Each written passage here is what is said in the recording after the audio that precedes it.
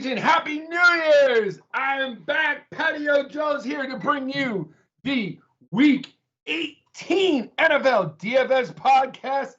I'm your host, Patio Joe. You can follow me on Twitter at Patio Joe Ref, and I'm joined here once again by my man, the true OG, as CK says, Mr. Paulie D. You can follow him on Twitter at Paulie AD. Paulie, what's going on? How you doing tonight? I'm good, man. I'm very good. Last week of the season, man. Last week of the season, we have a very interesting slate, and we don't really kind of like, there's not really much, going on. We don't really know what's going on and stuff, and what teams we have to really concentrate on. But I'm looking at the slate, and there's really only 3 games that have nothing to play for. Yeah. That is the Green Bay Detroit game, the Washington Giants game, the Washington Admirals Giants game. That's what I heard. The Admirals is and then the Chicago Minnesota game. Every other game has something at stake. Before we get into Week 18, let's go back into Week 17. Paulie, how was your Week 17? It was profitable, but I fell a little short of doing anything good.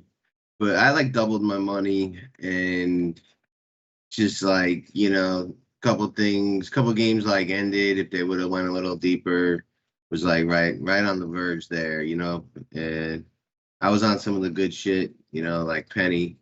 I seen he was in your squad too. I forget a lot of it, but I made money. It was good. It was all right. Nothing special though.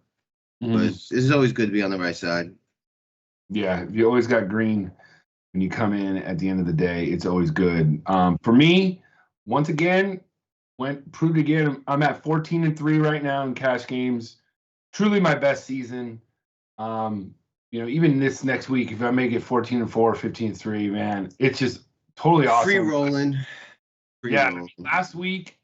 Last week we were texting, and going into the late games, I was in the bottom 10% of all cash games. I was in 99th place in one of the cash games, and I had Prescott, Amon-Ra St. Brown, Rashad Penny, and Zach Ertz, and they put up almost 90 points or something, and I went from being in the bottom 10% into the top 15% in all of my cash games.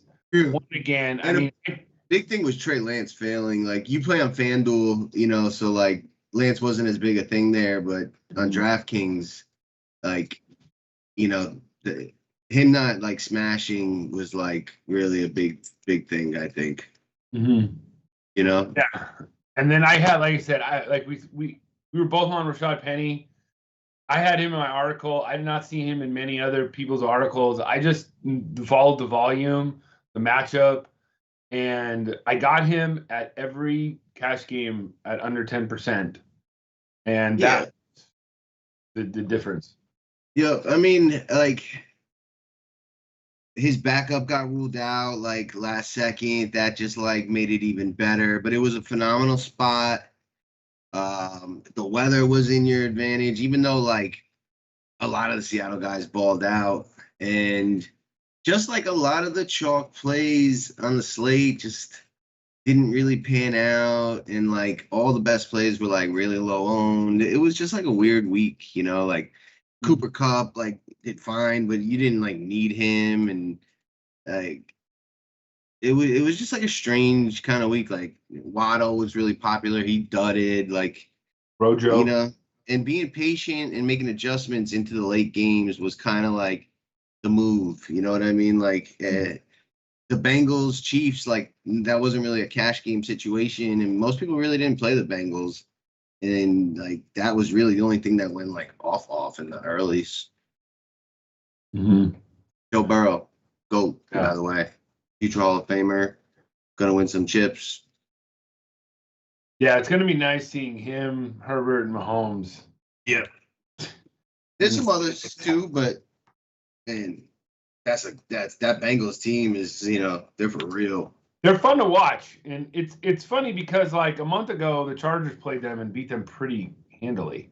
Yeah, in the NFL, it's all about timing. If you're hot, if you got a couple linemen hurt, that changes everything. Like, it's definitely about getting hot at the right time. There was a time when the Chiefs were like the laughing stock of the league this year, and then they've got a very good chance at winning the Super Bowl, even though they just lost to the Bengals. So the NFL's timing, but yeah, absolutely, I'm with you on that. All right, so let's get into Week 18 and let's make a few lineups here and stuff. First of all, looking at the slate, I think that the one game where obviously both teams have really something to play for is the game between the Rams and the Niners. If the Rams win, they secure the West. If they lose and the Arizona wins, Arizona's the West. Rams are on the road next week in the playoffs.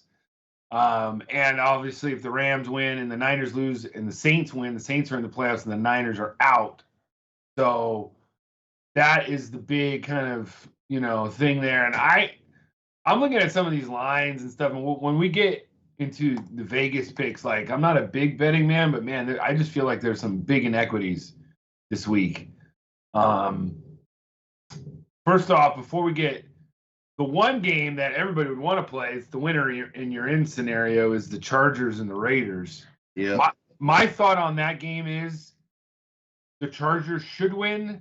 They're the better team. They have the better offense, the better defense. There's no reason why they should win. They should lose that game. But because they're the Chargers, they probably will. It's like it's right there for you. You have a better quarterback, better running backs, better receivers, better defense, better line, everything. But for some reason, they will play down to the Raiders level and keep it close.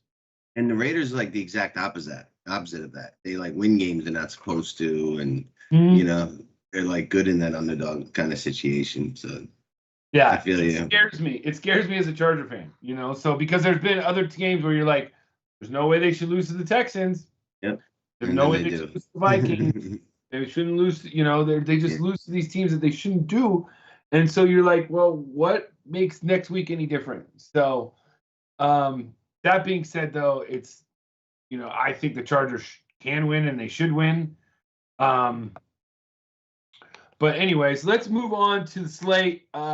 The highest over-under game right now is the Seahawks and the Cardinals. I like it. I wouldn't mind some pieces of it. I think you can exploit it. But I also like the Rams and the Niners as a game where both teams have something to play for, and this is what we want. What games are you looking for? Because I think all the other ones, they're not that tempting, and like we're going to shoot out. I could see a shootout between Pittsburgh and Baltimore. Man, okay. Yeah, anything's possible, and I really shouldn't say that. My first thought was like Pittsburgh ain't putting up no points on no one, but Baltimore can give up points to just about anyone. The Ravens D is bad. I know. I thought that last week though, and whoever they played, they didn't really. Rams. Yeah, that was like a tight one. But sure, it's really so hard to say, not knowing who's going to be playing in so many of these situations. That like, I think you want to be open-minded and in cash, follow the herd and do what's prudent. And in GPPs, like, find stuff that people are missing and has upside, to like take some risks. But there's some games that I think are Paulie D specials. Mm-hmm. But you know what I'm saying? Like nobody's going to go to, but if you hit that game right, the Bears and Vikings could easily shoot out. Sure. They say Justin Fields is gonna start again. That could shoot out. That has nothing to play for. Green Bay and Detroit. Detroit's going to come and play hard. Rodgers might play a little bit. You just don't know how much these guys are going to play, or they're going to let off the gas and such. I feel like the Saints and the Falcons, even though it's down 8 points. Like, it's just so weird. Some of these lines, I feel like they could break out somewhere and make a lot of money. For sure. If you hit it right. But for the purposes of our lineups, I kind of want to stick to relevant games and such. Fine with me, dog.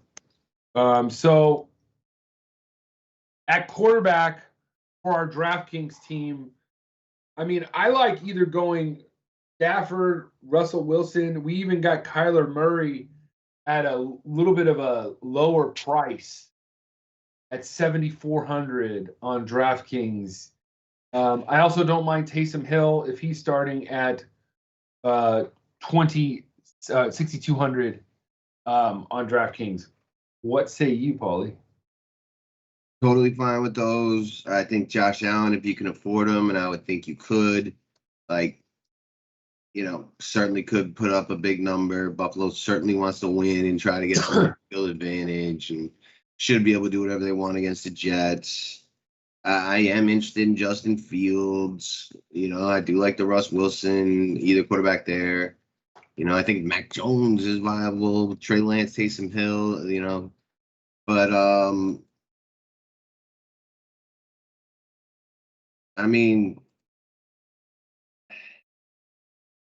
I just don't know enough about the rest of the slate. I would say, Josh Allen, I see having such a high floor. And I am really, really intrigued by Justin Fields if we do need the money, and he's like a great pivot off Trey Lance, who's probably going to be really popular again.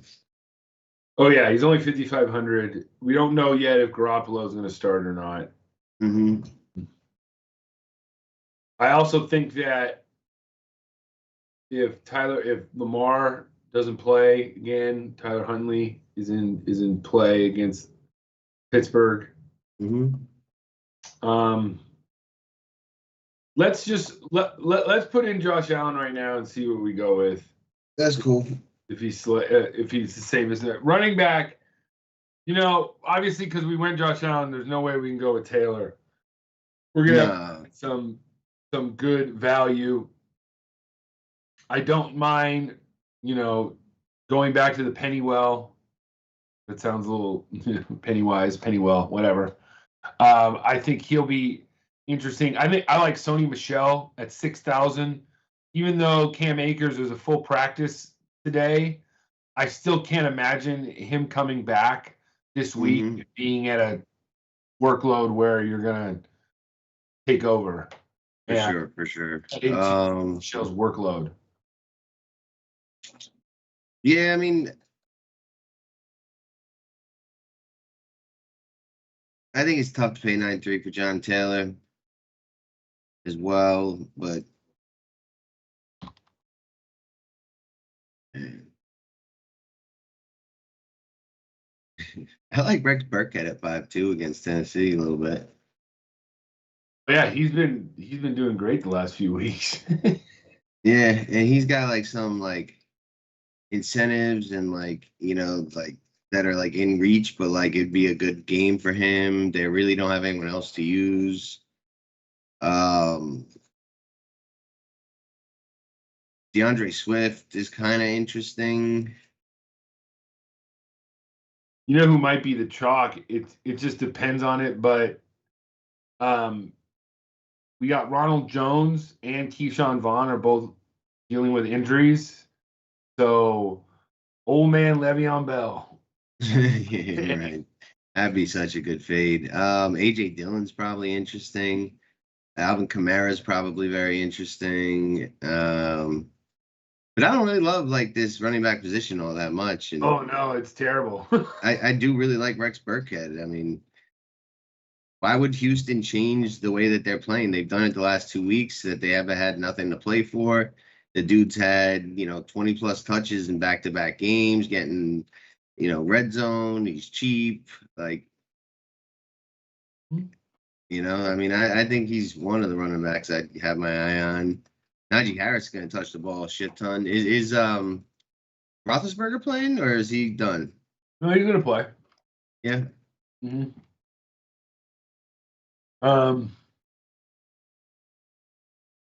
Also, what you have to be looking out for, which I think in a GPP setting, it might work, but Derrick Henry returned to practice today.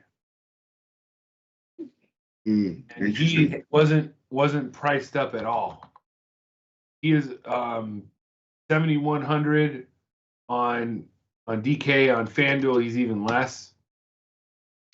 But I don't mind that. I don't think it's going to happen, but that's just something to keep in mind. I don't think he's going to be active. It just doesn't make sense, especially because, I just don't see it happening. Let's just say that. So if Green Bay's got nothing to play for, you don't think they're just kind of going to feed A.J. Dillon? Yeah. It's a great spot against the Lions, even if, he does give up some. Mm-hmm. It's 6,200. I like it. I mean, I like Singletary too, but since we're using Allen. Yeah, we're not using Singletary, but yeah. As for defense, I don't mind going somewhere like maybe Cleveland, because Cincinnati, Burrow's probably not going to play. A lot of people are going to start, I'm pretty sure Burrows isn't playing. Burrow isn't going to play, yeah. Yeah. I don't mind the Houston defense at home against Tennessee, especially if Henry doesn't play. Yep. Anybody against the Giants. Yeah, Washington, but Washington, they're probably priced up. They're 3,100. They're not that bad, actually. Not that bad. No. Let's go all the way down as much as we can, though, and just lock in the the Houston defense just at 2,600. All right, sounds good to me. All right, tight end position. Tight end, we got the big guys. We got Andrews, we got Kittle, Gronk, fine. Pitts is probably gonna be gonna not play this week, so I feel like really, he's pulled his hamstring. Oh wow, because he's like 60 yards or something from the rookie tight end record receiving yard. So if he doesn't play, I feel like Hayden Hurst. Yeah, Hayden Hurst for sure. And such. I don't mind Pat Freiermuth at 4,600. He's at a good value again. Yeah, just big move. Ben in his last game and such. I think Mike Gesicki's interesting. Yeah. I would envision the Patriots taking away Waddle, them having to pivot to someone else to dump off, to throw a lot to, trailing, and I wouldn't be surprised if Gesicki played well in the spot. I feel like if you're gonna pay for Gesicki, let's just pay $200 more and let's get Ertz, who's just been probably the safest for targets and such. Sure. Totally fine with Ertz, fine with Dawson Knox, although I do want a pair of receivers, so I don't want to do that. If you got the money, how do you not play Mark Andrews? Mm-hmm. Yeah, last 3 weeks, Ertz has 33 targets. He has, 21 catches. That's 7 a game. In a PPR. Yes. I played a ton of Ertz. Yeah. And that fucking, Wesley guy was killing me, who's, a big, tall receiver that is number 85. And I kept thinking it was Ertz and it wasn't. It was driving me nuts. And all Ertz's shit was low A dot, but he is kind of due for a touchdown. And Seattle's a totally fine opponent for that. Yeah, definitely. Definitely. Definitely fine with that. All right, so we have the wide receiver spots and we have the flex. We got 56.50 per left. Yeah. So Stephon Diggs is 6 catches short of 100, which would mean $1.5 million more to him. They want to win. We got Josh Allen. I think we pair Diggs, knowing he's going to get them 6 and probably a touch, right? Okay. I like that, and I feel like if we want to, I wouldn't be opposed to bringing it back with like a Braxton Berrios. Yeah, you got it. You got to be willing to. You know, I mean, he's been great. They giving him carries. He's throwing the ball like for sure.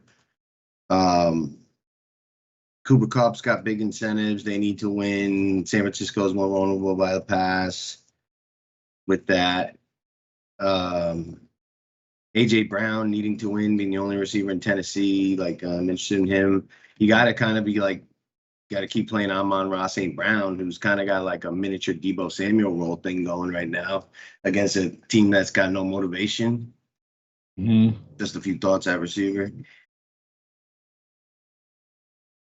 Yeah, I mean, so I put in Berrios, and that leaves us with $49.50 per. The guy I'm looking at maybe to be a little bit of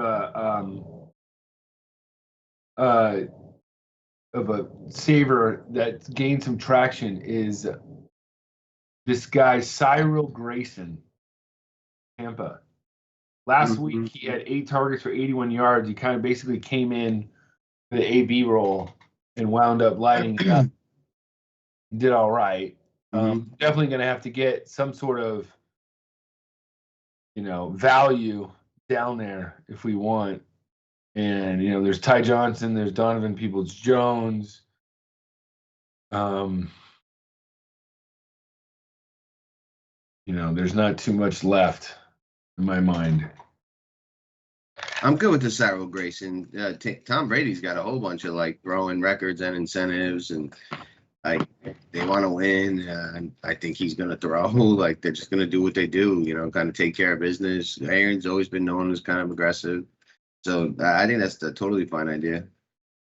All right, that leaves us with 5,500 left for a flex spot.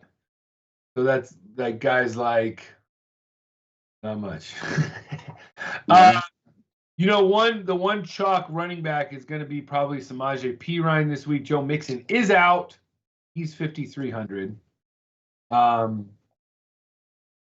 We also have what? I'm cool with that. Okay, let's go lock in Perine. So that leaves us with the lineup. This is kind of ugly. It should be ugly. Yeah. Ugly's going to win it this week. Josh Allen, Rex Burkhead, A.J. Dillon, Stephon Diggs, Braxton Berrios, Cyril Grayson. Tight end is Zach Ertz. Flex spot is Samaje Perine. And we have the Texans defense. I love the sound of that, actually. Lock it in. All right, let's move on to the main slate for FanDuel.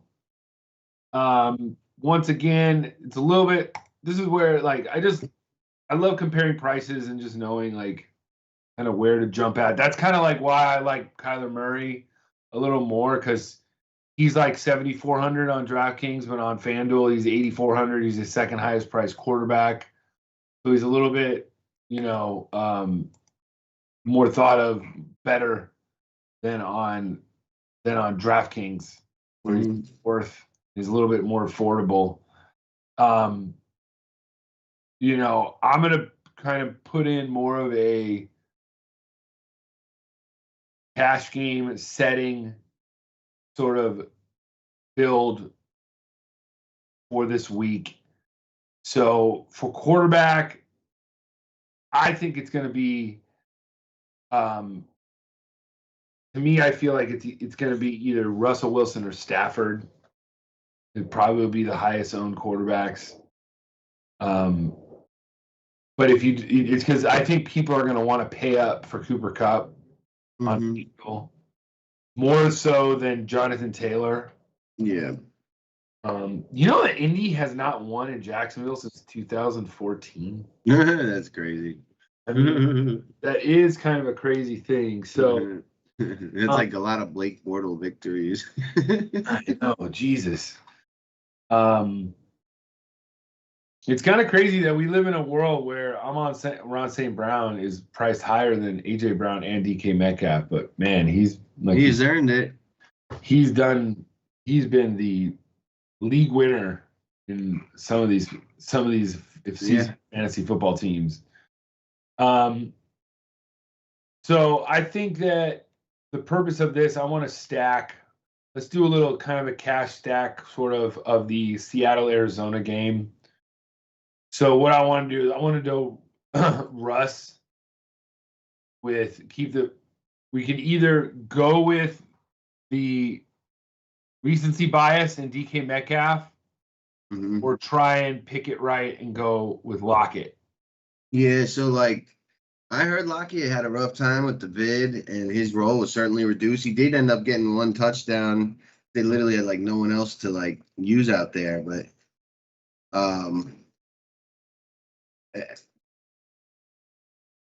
let's go with DK. You want to go with DK, so let's do it. Yeah, I mean that's not like really like anything like that means shit because it's now like 2 weeks removed, but it's like it did hold true last week. You know what I mean? Mm-hmm.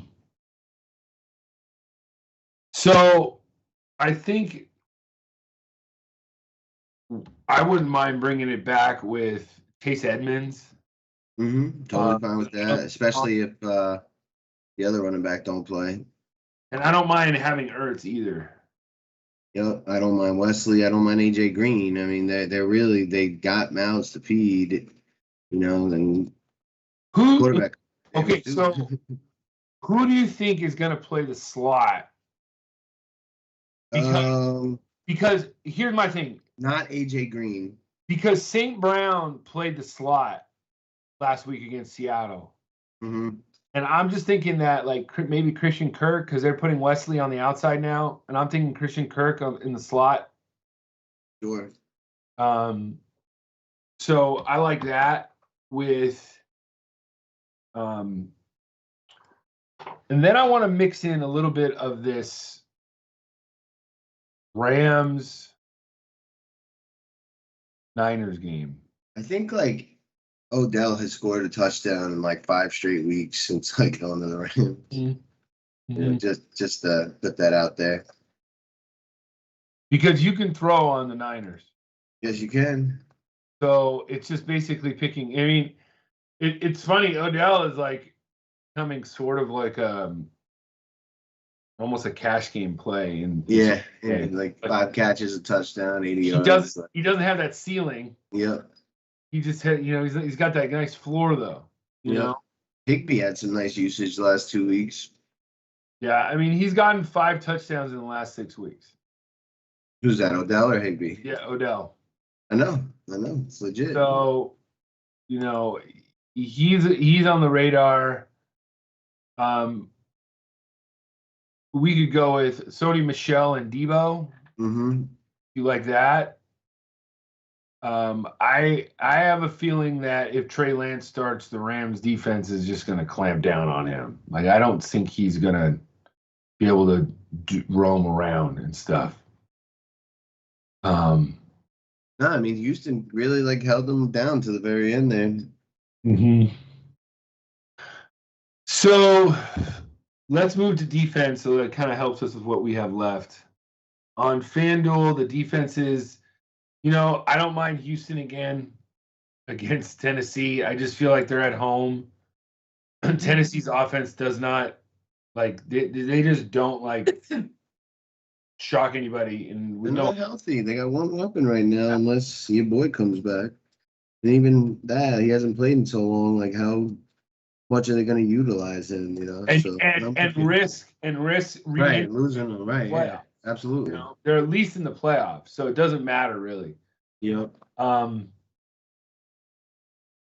we could just go with Cup at receiver, and then maybe like Eli Mitchell. I like that too. Let's do that. That gives us 5,600 for tight end and a flex. Not much, but it's a little bit. Tight end, you could go with Freiermuth down below, way down below. Cole Kmet. I like Cole Kmet. I like Cole Kmet just because they're like, he's going to go.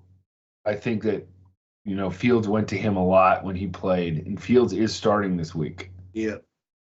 And then we have Hayden Hurst. And if Pitts is out, I definitely like Hayden. Let's go with that. Pitts isn't going to play. I don't think he's going to play. So let's do that. And then we have a flex spot at 6,400 left to make our lineup.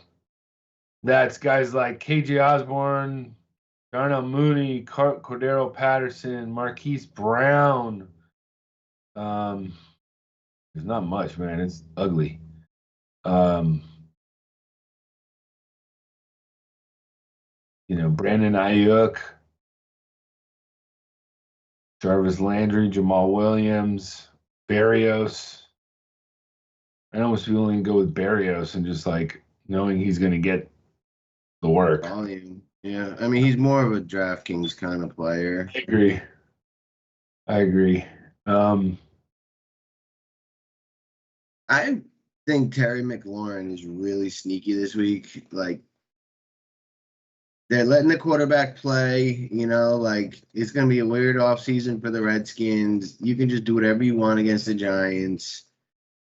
I wouldn't be shocked if Heineke hits McLaurin for 100 and change and 6-7 catches. He's 6'7". I don't think we can afford him, but I just wanted to put that out there that I think if you do run a really chalky lineup, one kind of pivot like that could be the Jamar Chase play of this week that sets you apart. And I think he's a really boom bust, when you get it right, can win you a lot of money kind of play this kind of weekend. Mm. What about DJ Moore? DJ Moore, he was on my best team last week, and he got me a 4.6, and it was so frustrating. And he's dead to me at this point. But he would be more of he does have similar upside. We haven't seen it in a while, and I don't know who's quarterbacking. DJ Moore is dead to me, but sure, he's really not much different than that Terry McLaurin play. He's got similar upside, 2 touchdown upside if things go right. And then finally, KJ Osborne.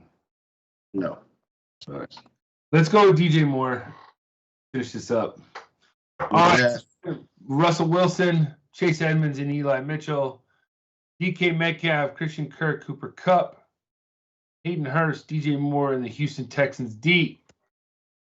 Paulie, moving on to Vegas odds. I got a couple. If I was a betting man, I can't believe I'm doing this, but I am taking the 10 points and the Texans at home against Tennessee. I think the Texans can win that game at home. They already beat the Titans earlier this year, and they're 10-point underdogs at home. I feel like that's one of the easiest bets on the week, and I can't believe I'm saying that. I like it, man. Mills has been decent. They're trying. I'm cool with that. I like it. You're giving me 10 points, too. Yeah. I mean, at home in a division. And in the same aspect, give me 15 points, and I'll take Jacksonville, who has beaten the Colts every year since 2014. 15 points at home? Mm-hmm. Fine with that. I like the Jets getting all those points. They hung with Tampa Bay last week. They're playing they're trying. You know what I mean? The Bills, they really they haven't had it all come together. So I'm with that. And then I think the Redskins the best bet of the year. The Giants have certainly just fucking sent it in, and you can do whatever you want against them. Yeah. Yeah, there's just some things, and if I had to pick my upsets this week, if I had to pick some upsets, definitely Houston over Tennessee. I could see Atlanta beating New Orleans. I feel like the Dolphins always beat the Patriots last game of the season. I think the Dolphins can beat the Patriots, and I could also I think Jacksonville, even though they look like just absolute shit in New England last week. Yeah, no, I mean, dude, they won the first game of the regular season. I forget who it was against. It might have been the Colts. It was total shock. And then they looked like shit the rest of the year. But you know what I mean? Sure, I'm with it. Mm-hmm. And I'd also take the Raiders and the points. Me too. I just didn't want to do that too, but I agree. The thing is that we both know, Paulie, that if the right Charger team comes out there, they win that game by 2 touchdowns. Yeah, but that ain't what's gonna happen. It just never has. Like, there's been a couple games where they've gone on the road and they played really well. I mean, they went to Kansas City and won. Just not. They went to Cincinnati and won. Yeah, earlier this year, definitely, but not traditionally in this kind of spot. Yeah. At least there's no big home advantage in Vegas. Like, nobody really knows yet. They're like, yes. I'm gonna have to go out there one of these years, go to that game. So like that, yeah. Anyways, though, that's gonna do it for the Week 18 podcast. Be sure to be looking for us for our articles that will come out sometime on Saturday when we know definitely way more information than we know now, because with COVID and with the last week of the season and stuff, we'll find out if people are going to be sitting and such. So, and we'll also probably get to know more of what players have incentives to do what. So maybe they'll be featuring them in some games, some of the games that aren't very important. So, anything else to say, Paulie D? Oh, man. All right, man. So, for Mr. Paulie D, I am Patio Joe. And as our man CK says in the back,